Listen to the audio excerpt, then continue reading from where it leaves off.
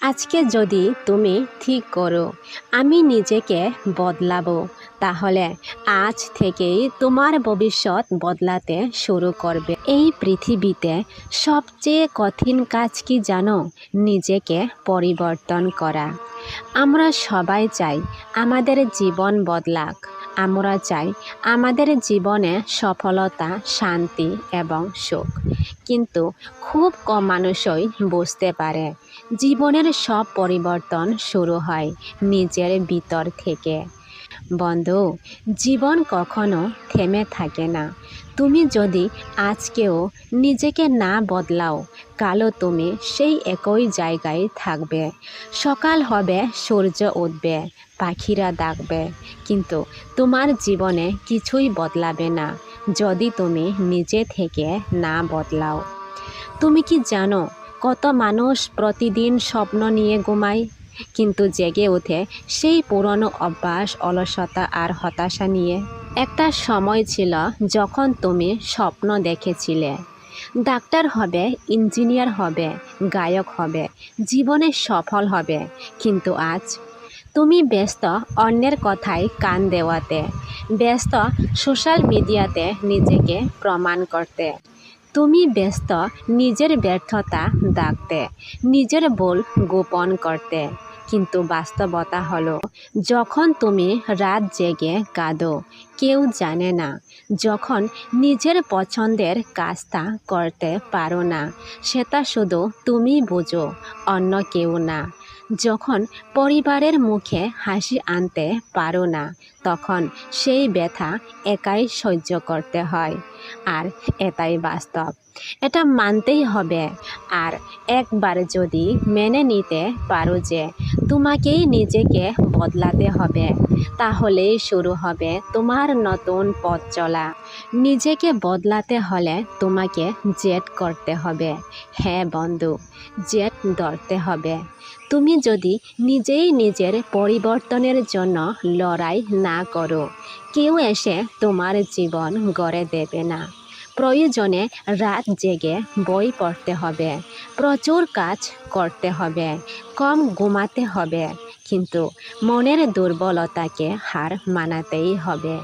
অলসতা করে বসে থাকলে চলবে না বন্ধু। অলসতা একজন মানুষের হাত থেকে সময়, সুযোগ, সফলতা, আত্মসম্মান এবং শান্তি সব কিছু কেড়ে নিতে পারে। তাই এখনো সময় আছে, নিজেকে বদলাও।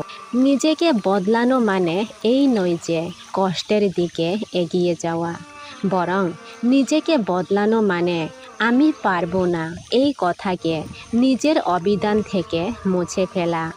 আজ থেকেই একটা জেদ ধরো, আমি বদলাবো। আমি নিজের জন্য, আমার পরিবারের জন্য, আমার ভবিষ্যতের জন্য নিজেকে বদলাবো।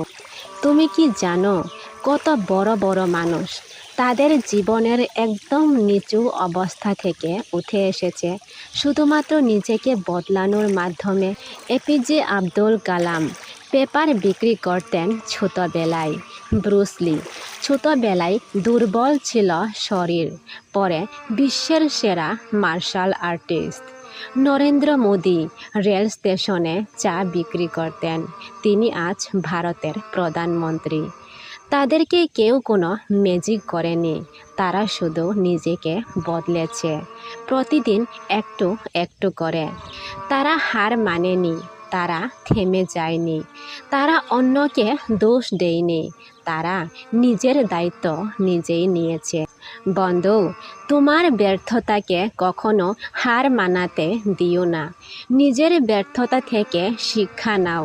প্রয়োজনে চিৎকার করো, কান্না করো, অন্তত মনের মধ্যে যত কষ্টের মেঘ জমে আছে সেটা তো একটু হালকা হবে। কিন্তু হার মানো না। নিজেকে বদলাতে গেলে তোমাকে অনেক ধৈর্য ধরতে হবে, অনেক সময় একা হাঁটতে হবে। মাঝপথে অনেক মানুষ তোমাকে ছেড়ে চলে যাবে, অনেক অপমান সহ্য করতে হবে।